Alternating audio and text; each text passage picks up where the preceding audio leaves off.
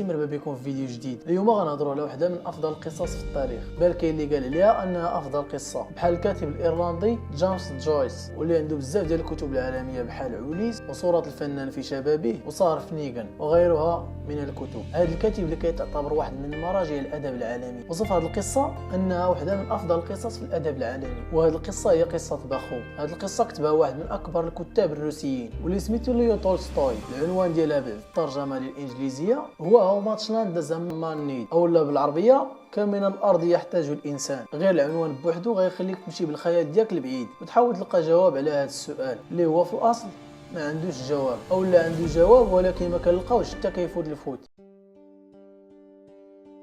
هاد القصه هي قصه ديال واحد الرجل ما عنده والو غير كيتسخر وكيخدم عند مالين الاراضي، وهذا الرجل سميتو باخوم. واحد النهار كان جالس في دارو كيسمع مراتو مع اختها الكبيره في البيت الاخر، وهذيك اختها كانت كتعاود ليها على الرخاء والرفاهيه اللي كاينه في المدينه، ونصحتها انها تبعد على الحياه الريفيه القاسيه. ولكن واخا هكاك الزوجه كانت راضيه باللي قسم الله وما دادهاش في هضرتها. ولكن باخوم ما تسرطاتش ليه وقال مع راسو كون غير كانت عندي الارض بحالي بحال الناس كون راني بخير ومرتاح.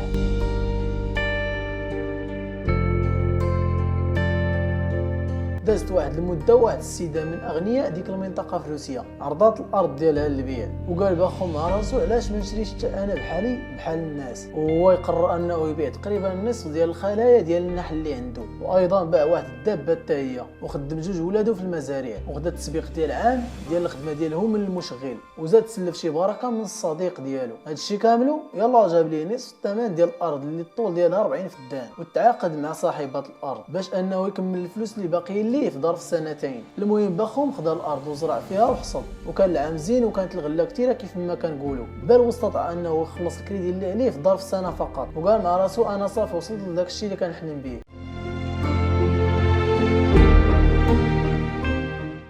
دازت واحد المده قليله وبداو المشاكل كيبانوا. الجيران ديالو كانوا كيخليو البهائم ديالهم يرعاو في الارض ديالو، وهذا الشيء اللي خلاه ديما طالع وهابط معاهم في المحاكم. وبدا كيبان ليه الوجه الاخر ديال الغناء والثروه. قال مع راسو بلي انه الحل الوحيد انه يزيد يغتني باش حتى واحد ما يبقى قادر انه يقرب للممتلكات ديالو. واحد المره جا عند واحد الفلاح للدار كضيف وتهلا فيه مزيان.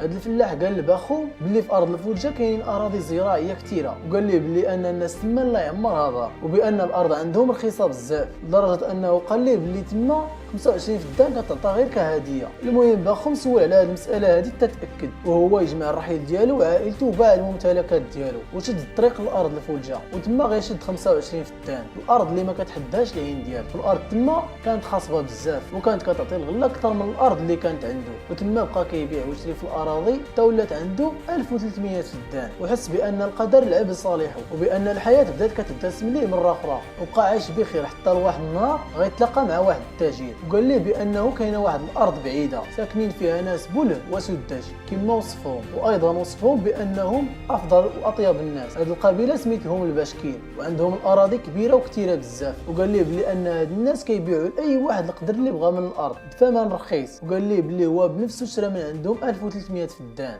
ب1000 روبل. وزاد قال ليه بلي الحاجه الوحيده اللي خصو يدير هو انه يتهلا فيهم ويدي لهم الهدايا ويفرحهم. دورها باخو فراسو وهو يقول انا عندي 1000 روبل وعندي الاراضي والممتلكات، علاش غنبقى غير في 1300 فدان؟ داكشي اللي دار عاوتاني باع كلشي وجمع الاهل ديالو ومشاو لارض الباشكير ودا مع الهدايا كيف ما قال ليه التاجر، وقدمهم للناس تما وتا هما طلاو فيه مزيان. وملي سولوه دوك الناس اش حب الخاطر قال لهم بلي جاي يشري من عندهم الارض، وهما يقولوا ليه غير خذ الارض اللي بغيتي، ولكن هو رفض وقال لهم بلي هو باغي يشري ماشي غير يعطيوه. وسولهم على الثمن اللي كيبيعوا به، وقالوا ليه بلي معايير البيع عندهم كتختلف على باقي المناطق. وملي سولهم على شنو المعيار اللي كيخدموا به قالوا ليه بلي هما كيبيعوا ب1000 روبل اليوم، يعني تبقى غادي على رجليك النهار كامل من الشروق حتى الغروب، والمساحه اللي غتقطعها برجليك غتكون كلها ديالك، غير ب1000 روبل، ولكن بشرط انك ترجع للبلاصه اللي بديتي منها قبل ما تغرب الشمس. فرح باخوم لدرجه انه ما قدرش يدي الناس ديك الليله. كيفاش غينعس وهو الغد اللي غيمتلك الارض اللي المساحه ديالها غتوازي قبائل؟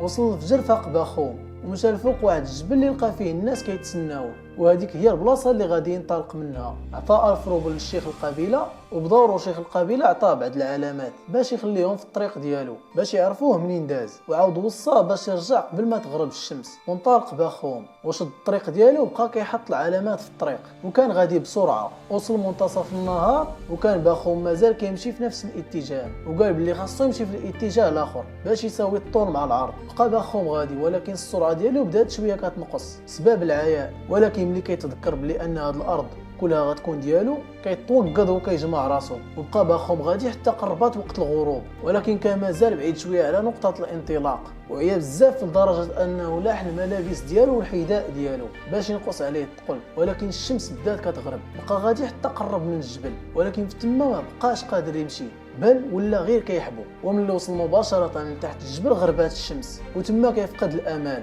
حيت هو كان خاصو يوصل لاعلى الجبل ماشي تحتو. ولكن اثار الانتباه ديالو ان الناس اللي كاينين فوق في الجبل باقي كيشجعوه، وتما غيفهم بان الشمس مازال ما غرباتش فوق الجبل، وهنا غيجمع راسو باش يكمل داكشي اللي خصو. وفعلا كيوصل، ولقى رئيس القبيله تما كيتسناه، وقال ليه بلي انه ما عمر شي واحد قدر يحصل على هذا القدر ديال الارض كله. ولكن الصدمه هي ملي غيمشيو يحركوا باخهم غيلقاو جثه هامده،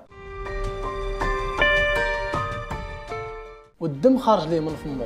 الناس ديال القبيله تصدموا وبداو كيبكيو لانهم ما تقبلوش هذه النهايه هذه. وتما غيامر الرئيس ديال القبيله الخادم ديالو باش يحفر حفره ويدفنوا فيها باخوهم. هذه الحفره اللي وصفها كاتب القصه تولستوي بانها ما كانش كتجاوز 6 ديال الاقدام اللي هي اقل من 2 امتار. وقال رئيس القبيله هذا حظه من الارض.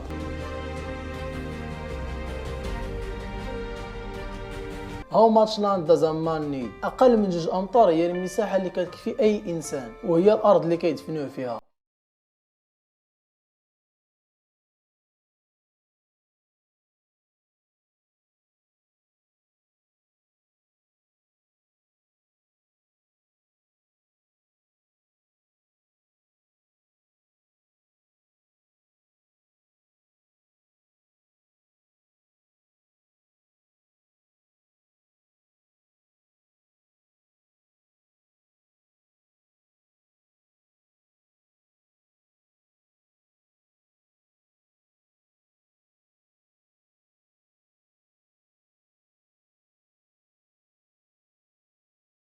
وكان هذا هو الفيديو ديالنا. ما تنساوش واحد لايك، بطبيعه الحال التعليق ديالكم راه مهم، اشتراك اللي جديد، نشوفكم في فيديوهات جداد.